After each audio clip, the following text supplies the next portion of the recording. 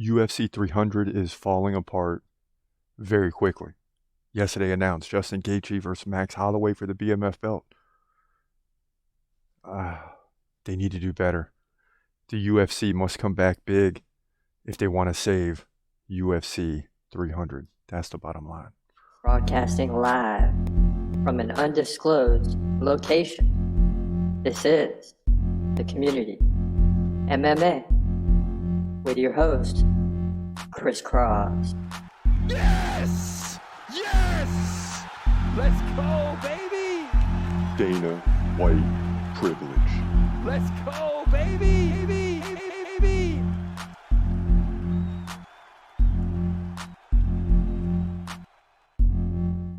Yes, yes, yes. Welcome back. It's like the frozen tundra out here. I mean, it is cold. It is absolutely cold.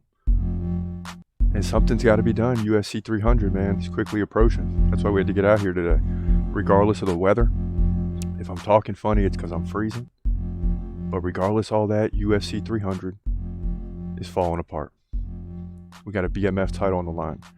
We got a China versus China women's strawweight title on the line. But this isn't nearly what we thought we were getting when we were lining this thing up. We thought we were getting a big-time fight. There better be at the top of the card. If there's a big-time fight at the top of the card, the rest of it will come through. Because the other fights are interesting, but they're not good enough to be the big main event just yet. So people are freaking out. But everybody settle down, because I do believe in the UFC. I believe the UFC will come through in this thing. I do. I believe the UFC will come through at UFC 300.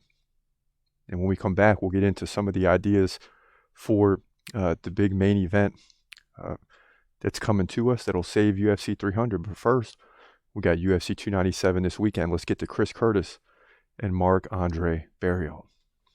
In the middleweight division at UFC 297, you got Chris Curtis taking on Marc-Andre Barriault. Now, Chris Curtis is ever the veteran, 30-10. Barriault, a veteran too, 16-6. So both guys with nice records. Now, Barriault, 3 inches taller at 6'1". He's 33. Chris Curtis is 36 years old. So they're both in their 30s, right? Still in their prime. Now, in terms of reach, Chris Curtis has a 2-inch reach advantage. Both guys fight right-handed.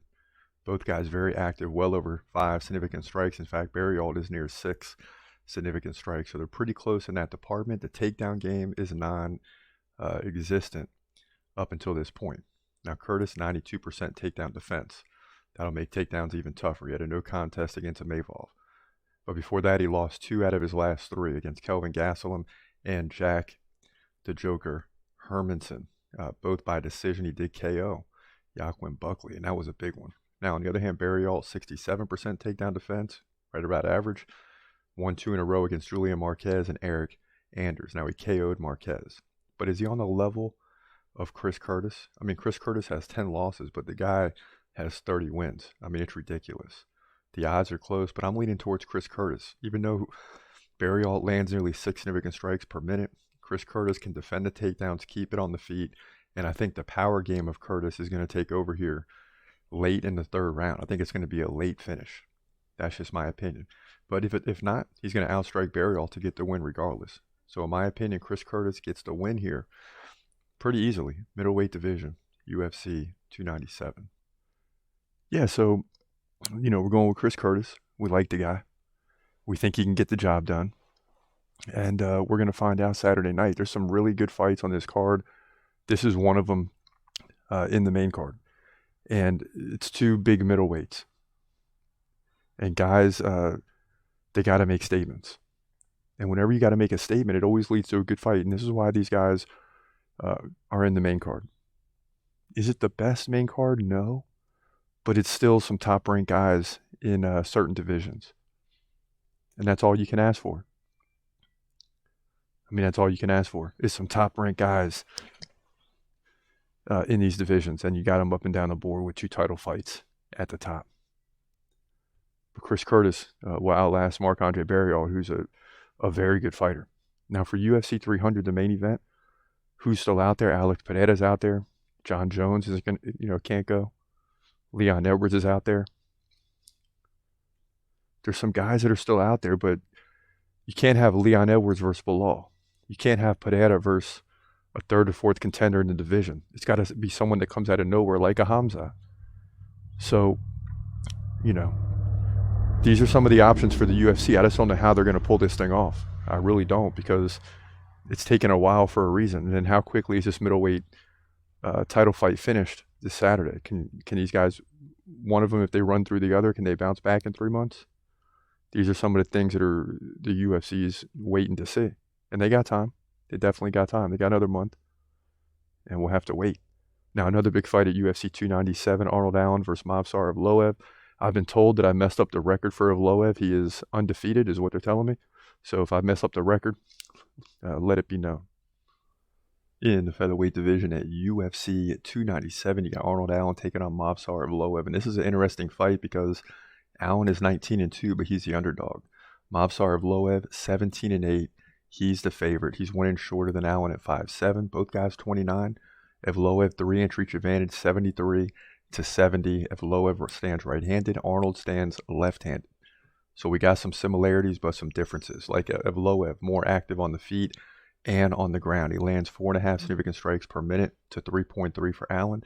He also lands like a takedown and a half every round. But the thing is Arnold Allen has good takedown defense. He stops 3 out of 4 with 76%. He's coming off the loss to Max Holloway. Tough fight, but he did go to a decision. He just got dominated on the feet. Before that, he beat the likes of Dan Hooker and Calvin Kattar, both by KO. So the guy is capable of winning, and winning in a big way, and you can't really discount him for losing to Max Holloway. Now, Evloev, this guy wins. He's beaten Diego Lopes, Dan 50K Ige, Hakeem Dawadu, Nick Lentz, and so on. But here's the problem. And even though he's the favorite, I like Arnold Allen. I mean, the guy only has 2 losses for a reason, right?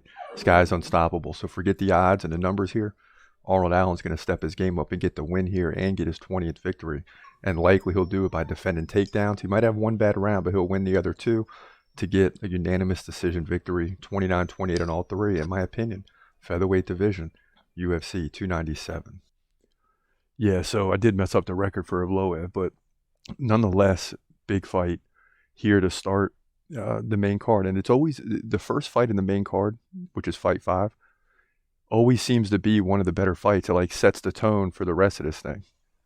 And, you know, you want to set the tone for these next 4 fights. And one of these guys, I think, is going to get finished. That's what has to happen. It's number 3 versus number 9. Featherweight division. And Evloev has a big opportunity, but Arnold Allen is no joke. It's not going to be easy just to go from 9 to 3. Big difference in ability, but Evloev is ready to meet the challenge, and we're going to find out. It's going to be a good one. It's going to be a good one. So UFC 300 is absolutely falling apart, and only time is going to tell if the UFC can save this thing. Only time will tell if they can save this thing.